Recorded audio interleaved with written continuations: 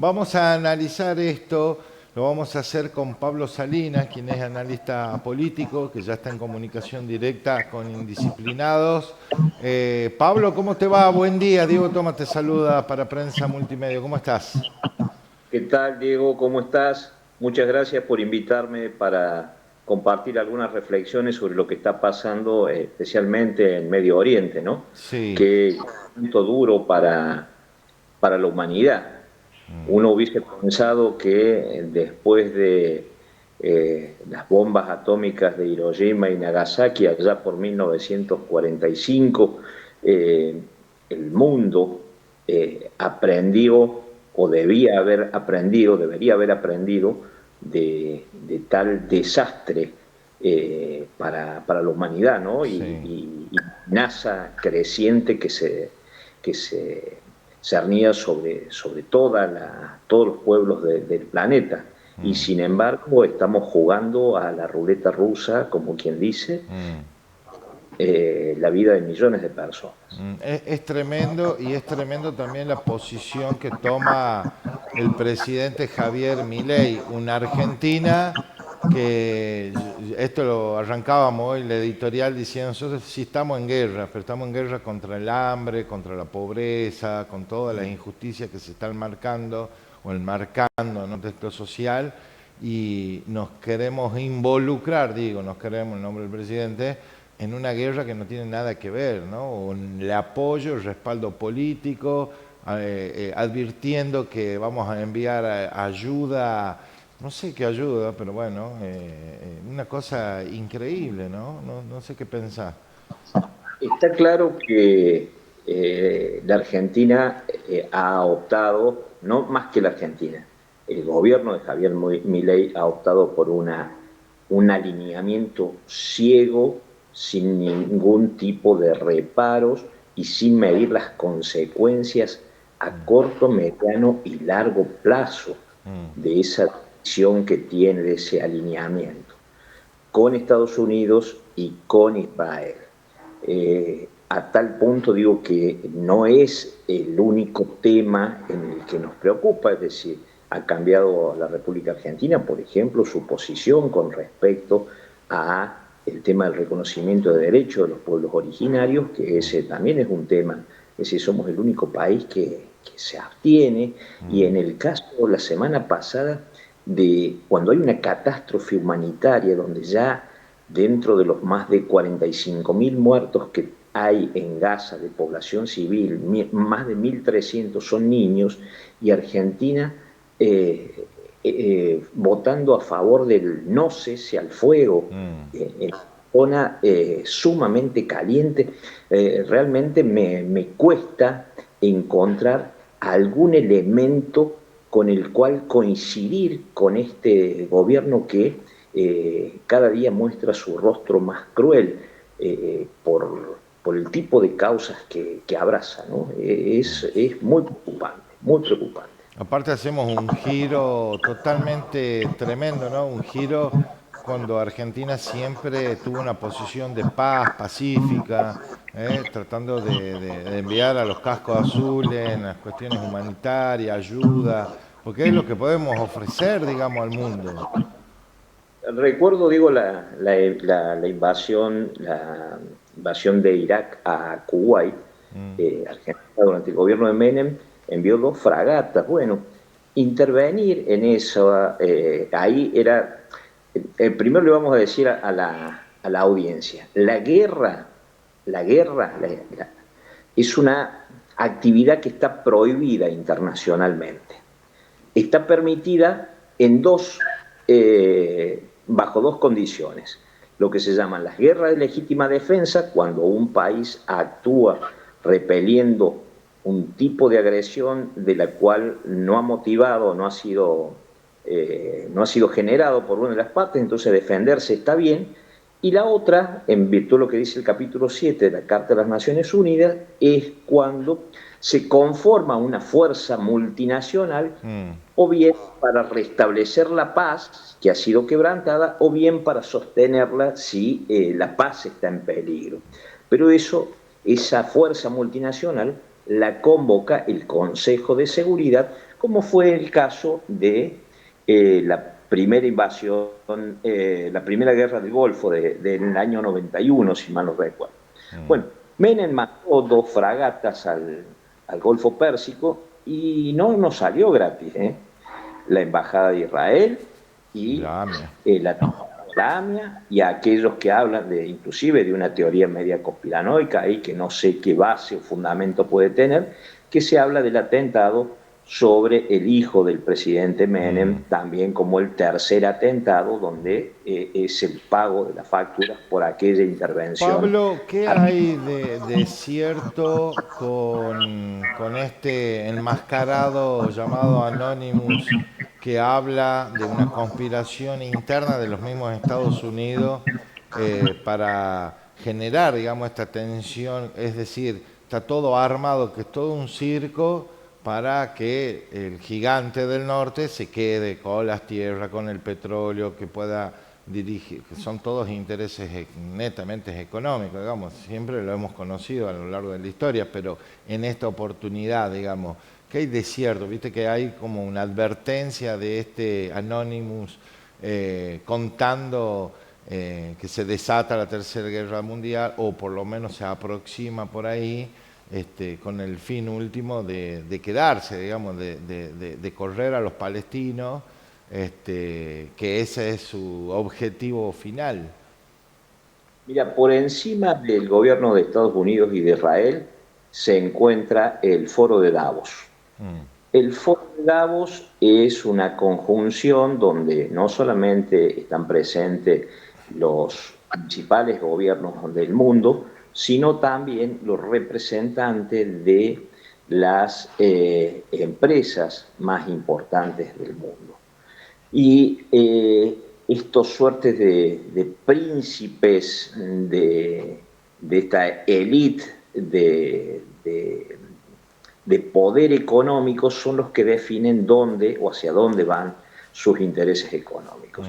En definitiva, tanto el gobierno de Estados Unidos como el gobierno de Israel son parte de una estrategia en la cual hay que saber leer qué es lo que se viene a futuro. Por ejemplo, el tema de la llegada de un nuevo tipo de moneda absolutamente digital y la desaparición también de el papel físico con el que nosotros estamos acostumbrados a comerciar, que es el billete, para pasar a una moneda electrónica que obviamente hay inclusive algunas aristas que estaría bueno y alguien que venga del palo de las finanzas internacionales o de las ciencias económicas le pudiera llegar a explicar, que es el tema de la mayor dependencia y esclavitud también que eso genera.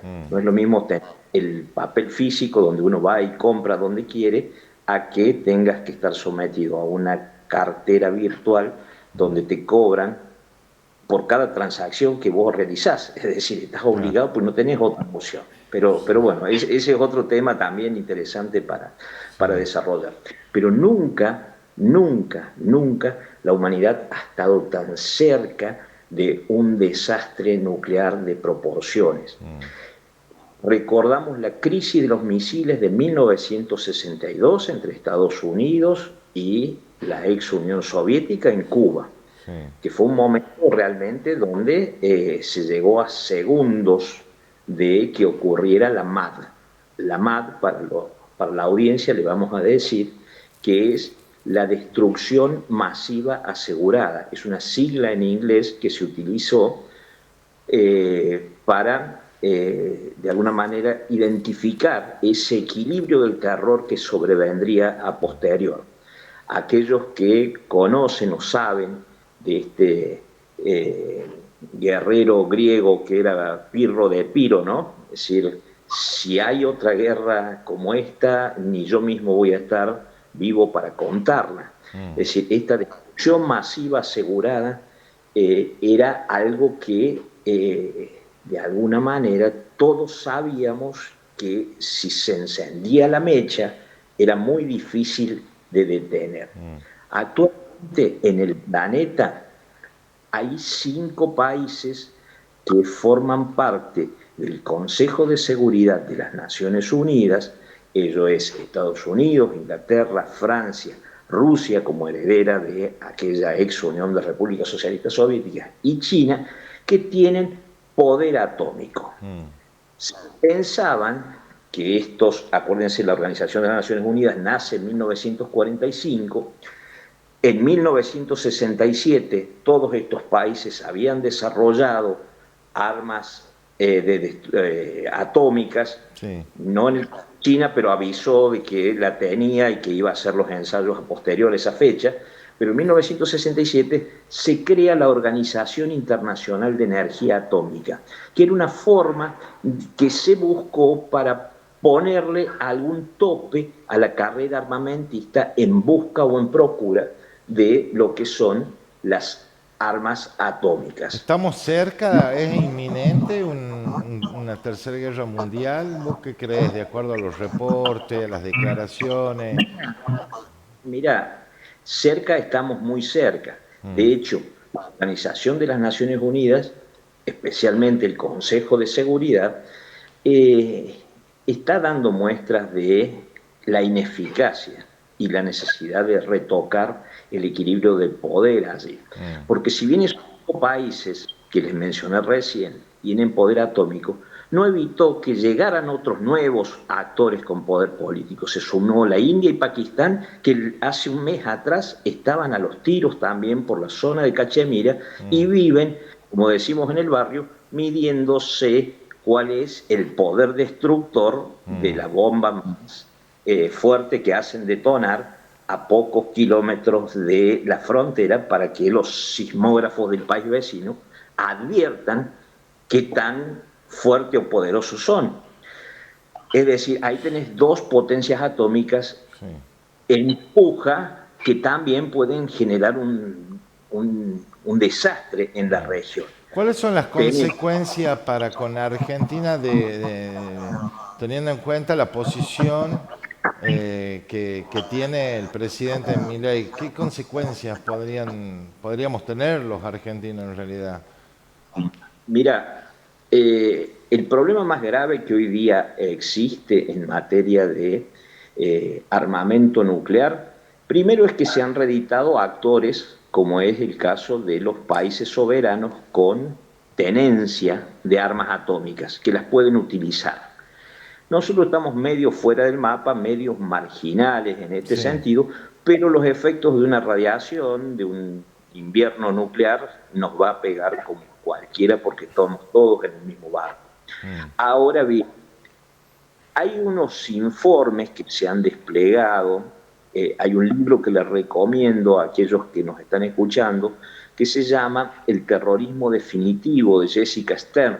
Jessica Stern ha sido una secretaria de Estado norteamericano, especialista en la lucha antiterrorista mundial, y ella se tomó el trabajo de investigar los faltantes de material fisible, en los distintos inventarios cuando se desarmó la Unión Soviética. Están faltando 12 kilogramos aproximadamente de uranio enriquecido y de plutonio. Una bomba sucia basta con 400 gramos para que la hagan detonar en cualquier lugar.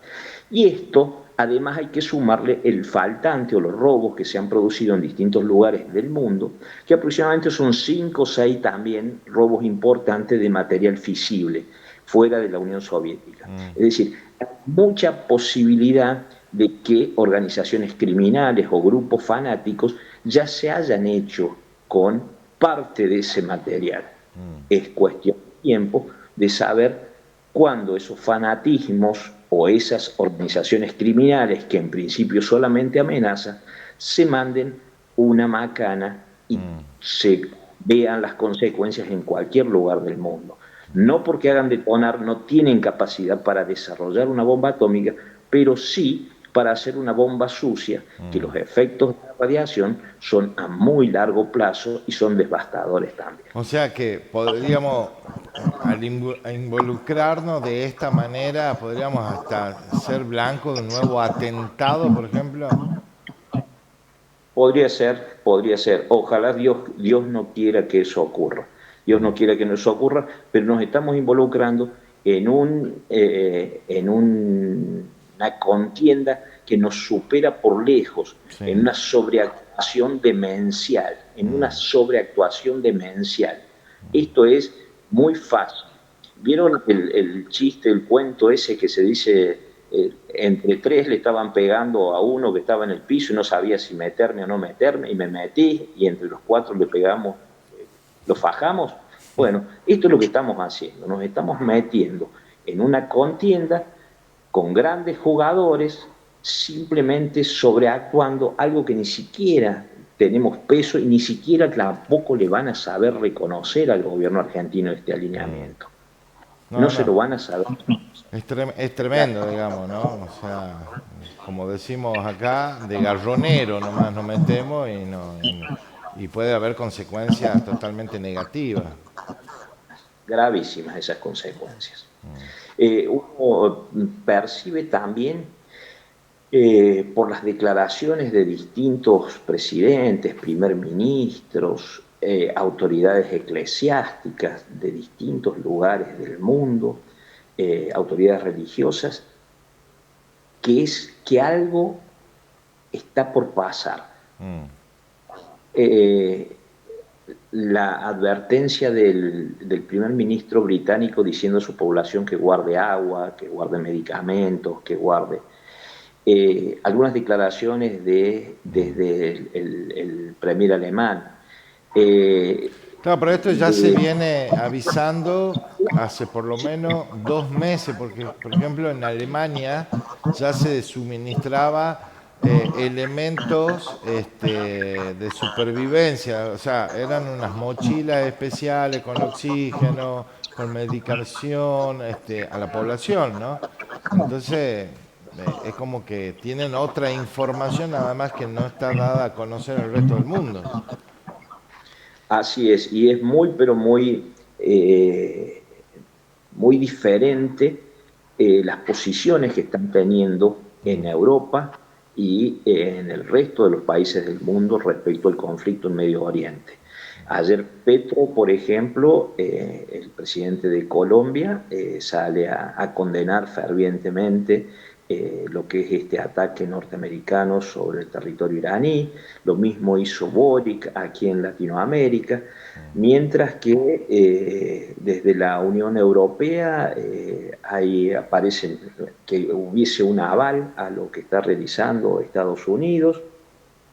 El tema es que están jugando con fuego también porque hay otro conflicto del cual no estamos hablando, que es Rusia-Ucrania también, que basta una chispa para que esto se torne muy, pero muy raro.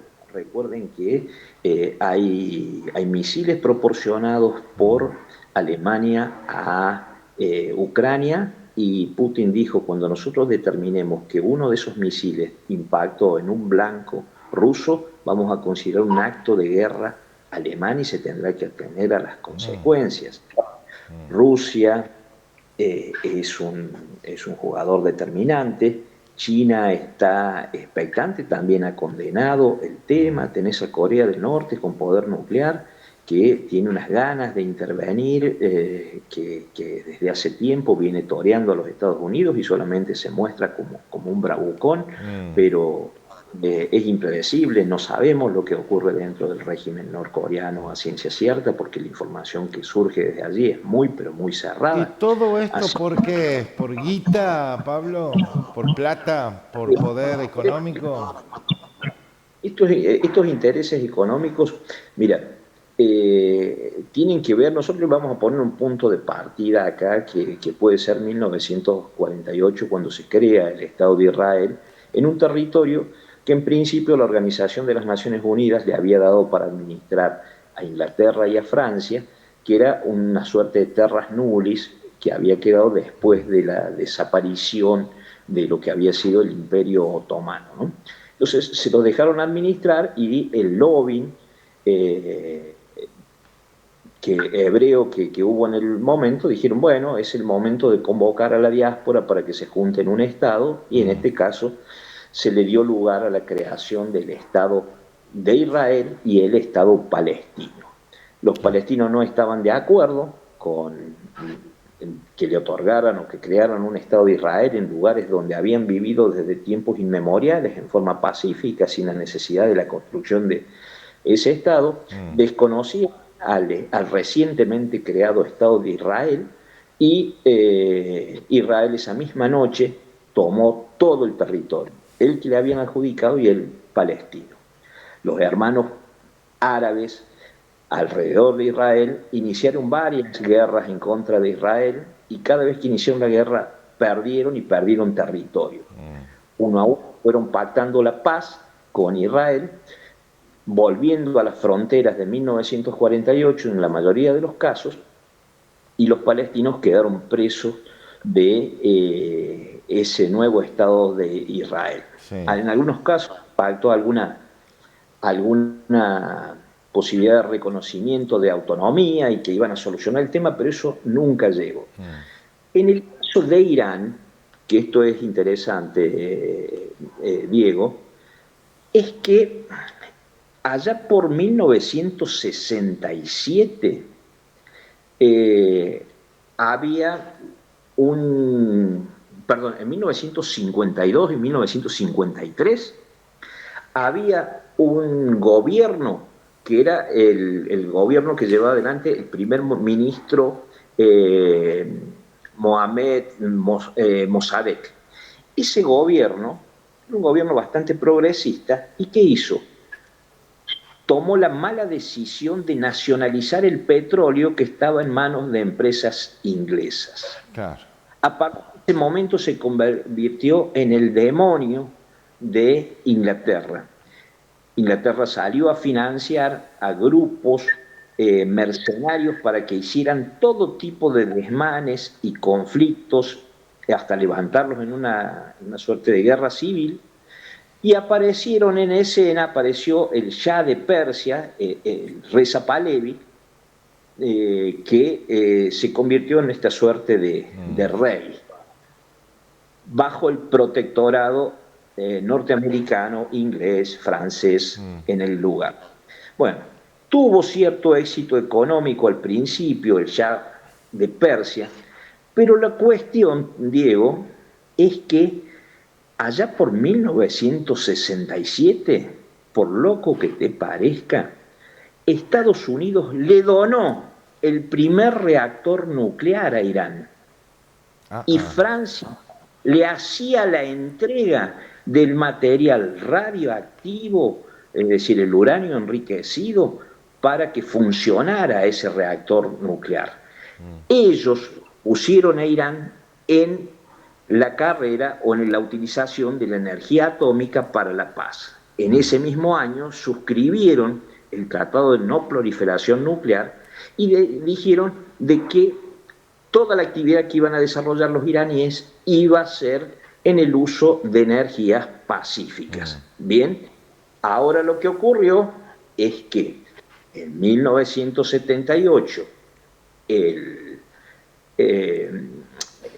Ayatollah Khomeini, que estaba en el exilio, cuando cae el Shah de Persia, pone en marcha lo que se llama la Revolución Islámica, una república islámica que se define inmediatamente en contra de los valores de Occidente, en contra de los Estados Unidos, no reconoce el Estado de Israel y reconoce al Estado de Palestina.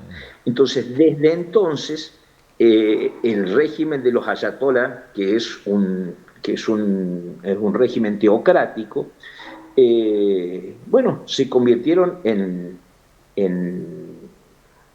el enemigo de los Estados Unidos. Sí. La juventud, recordémosle también a la audiencia, esta juventud lo que hizo, la juventud del régimen islámico, en medio de la revuelta, tomó la embajada de los Estados Unidos y hubo un intento de recuperar esa embajada que fue fallido, donde cayeron helicópteros, murieron muchos militares norteamericanos en ese rescate fallido, y eso le costó la presidencia a Jimmy Carter, el presidente norteamericano que falleció hace muy poco tiempo Sí, atrás. Inmediatamente, quien gana las elecciones es Ronald Reagan.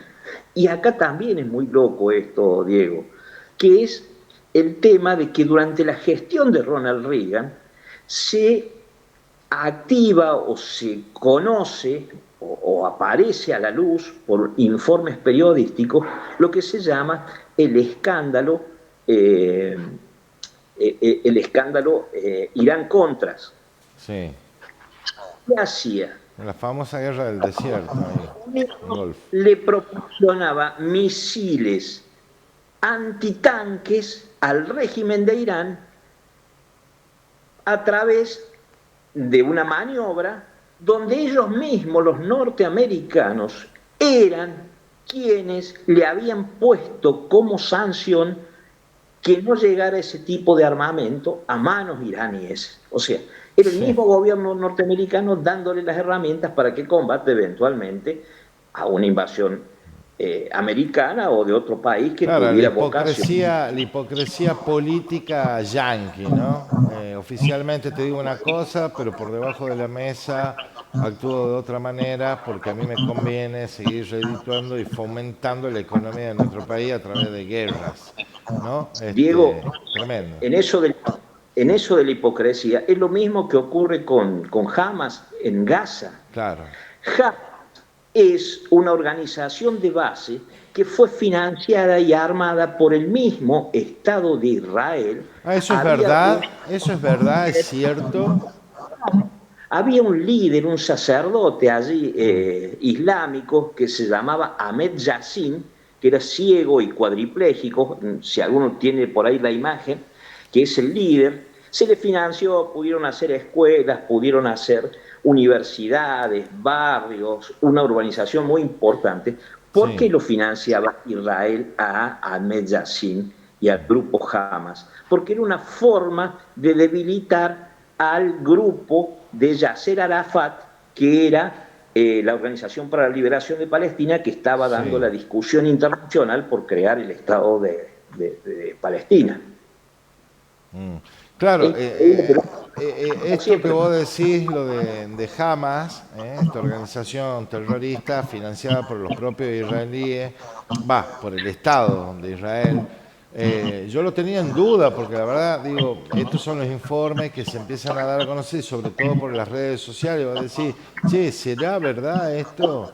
Porque si es verdad, la verdad que estamos hablando de posiciones y de guerras armadas para el beneficio de quién, de Estados Unidos y de Israel en realidad. Así es, así es. Y en esto uno es en lo personal hablo, ¿no? Uno es humanista y es cristiano Mm, y, y no le encuentro una lógica a, a este desborde de crueldad, de mm, deshumanización en la que ha entrado. La toma de decisiones políticas que actualmente rige a los gobiernos, principalmente a los que están involucrados en esta mm. gran contienda política, nos hacen pensar de que no les importa nada. No. Es como si se hubiera entrado en un momento en el que la estrategia sea la despoblación mundial. Y Sí, esto es complejo, es difícil de digerir sí. para aquellos que, si bien tenemos algún conocimiento de cómo se mueven, también nos pegan en la línea de flotación más normal, más Claro. natural que puede tener una persona, que es eh, el bienestar, la paz, el amor al prójimo. Eh, No, realmente son despiadadas esas posiciones políticas internacionales, la verdad. Pablo, es un gusto, un placer haber podido charlar y tener una claridad un poco de este conflicto que ojalá no pase esa línea, ¿no? Que no se venga esa tercera guerra mundial por ahí ansiada o tan ansiada por algunos, ¿no? Que son los poderosos de siempre, ¿no? Que con eso se benefician y el resto de la población mundial termina siendo afectada. Porque está bien, Argentina quizá no sea afectada directamente por bombas, por una guerra en sí, por lo que significa, pero la réplica en la cuestión económica, productiva y todo eso, sí, generalmente pasa eso. Eh, Eh, Tomás, si no existe o no llega a la instancia de la Tercera Guerra Mundial, como, como habría pistas que pudieran llegar a ocurrir, vamos a estar viendo un nuevo fenómeno que se llama la paz en guardia. bien, Es decir, no, nunca las cosas van a ser como eran. Ahora, ni siquiera es el equilibrio del terror, va a ser la sospecha permanente sobre todo y no se va a poder bajar la guardia más. bien. Te mando un abrazo, Pablo, muchísimas gracias, ¿no? Muchísimas gracias, Diego.